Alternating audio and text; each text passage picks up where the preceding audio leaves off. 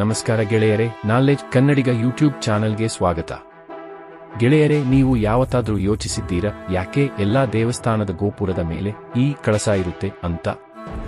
ಇದರಿಂದ ಏನೂ ಲಾಭ? ಇದರ ವಿಶೇಷತೆ ಏನು? ಹಾಗೂ ಇದರ ಹಿಂದಿನ ಸೈಂಟಿಫಿಕ್ ರೀಸನ್ ಏನು? ಇದನ್ನು ತಿಳಿಯಲು ಈ ವಿಡಿಯೋವನ್ನು ಪೂರ್ತಿಯಾಗಿ ನೋಡಿ.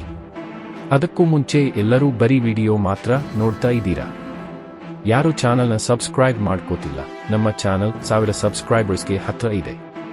ಹಾಗೂ ವಾಚ್ ಹವರ್ಸ್ ಕೂಡ ಜಾಸ್ತಿ ಬೇಕಾಗಿರುವ ಕಾರಣ ವಿಡಿಯೋನ ಶೇರ್ ಮಾಡಿ ಹಾಗೂ ನಿಮ್ಮ ಸ್ನೇಹಿತರನ್ನು ಈ ವಿಡಿಯೋವನ್ನು ನೋಡಲು ಹೇಳಿ. ಇದರಿಂದ ನಮಗೂ ವಿಡಿಯೋ ಮಾಡೋದಕ್ಕೆ ಪ್ರೋತ್ಸಾಹ ಸಿಗುತ್ತೆ. ವಿಡಿಯೋನ ಇನ್ನೂ ಲೈಕ್ ಮಾಡಿಲ್ಲ ಅಂದ್ರೆ ಲೈಕ್ ಮಾಡಿ ಹಾಗೂ ಚಾನಲ್ನ ಸಬ್ಸ್ಕ್ರೈಬ್ ಮಾಡ್ಕೊಳ್ಳಿ. ಇನ್ನು ವಿಡಿಯೋಗೆ ಬರೋದಾದರೆ, ಎಲ್ಲ ದೇವಾಲಯಗಳಲ್ಲಿ ನಾವು ಈ ಕಳಶವನ್ನು ಕಾಣಬಹುದು. ಇಷ್ಟಕ್ಕೂ ಈ ಕಳಶವನ್ನು ಹೇಗೆ ತಯಾರಿಸುತ್ತಾರೆ ನಿಮಗೆ ಗೊತ್ತಾ? ಈ ಕಳಶವನ್ನು ಪಂಚಲೋಹದಿಂದ ತಯಾರಿಸುತ್ತಾರೆ. ಪಂಚಲೋಹ ಅಂದರೆ 5 ಮೆಟಲ್ಸ್. ಈ ಮೆಟಲ್ಸ್ ಬಂದು ಗೋಲ್ಡ್, ಸಿಲ್ವರ್, ಕಾಪರ್, ಕಿಂಕ್ ಹಾಗೂ ಐರನ್. ಇವೆಲ್ಲ ಮೆಟಲ್ಸ್ ಅನ್ನು ಬಳಸಿ ಈ ಕಳಶವನ್ನು ತಯಾರಿಸುತ್ತಾರೆ.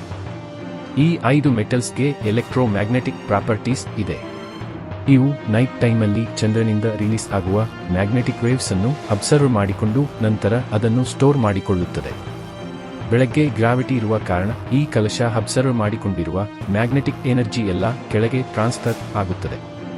ಅದಕ್ಕೆ ನಾವು ಯಾವಾಗ ದೇವಸ್ಥಾನದಲ್ಲಿ ಕಾಲು ತೊಳೆದುಕೊಂಡು ದೇವಾಲಯಕ್ಕೆ ಕಾಲು ಇಡುತ್ತೀವೋ ಆಗ ಮ್ಯಾಗ್ನೆಟಿಕ್ ಎನರ್ಜಿ ನಮ್ಮ ಬಾಡಿಯೊಳಗೆ ಹೋಗುತ್ತದೆ.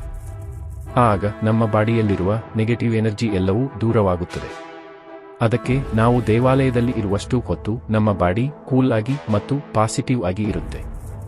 ಅದಕ್ಕೆ ಹೇಳೋದು ಸನಾತನ ಧರ್ಮ is A way of life ಅಂತ. ಅಂದರೆ ಸನಾತನ ಧರ್ಮವು ಒಂದು ಜೀವನದ ವಿಧಾನ ಎಂದರ್ಥ. ಇದಾಗಿತ್ತು ಗೆಳೆಯರೆ ಇವತ್ತಿನ ವಿಷಯ. ಮುಂದಿನ ವಿಡಿಯೋದಲ್ಲಿ ಮತ್ತಷ್ಟು ವಿಷಯಗಳನ್ನು ತಿಳಿಯೋಣ. ಇನ್ನು ಈ ವಿಡಿಯೋ ನಿಮಗೆ ಇಷ್ಟ ಆದರೆ ಲೈಕ್ ಮಾಡಿ ಹಾಗೂ ಚಾನಲ್ನ ಸಬ್ಸ್ಕ್ರೈಬ್ ಮಾಡಿ. ಧನ್ಯವಾದಗಳು.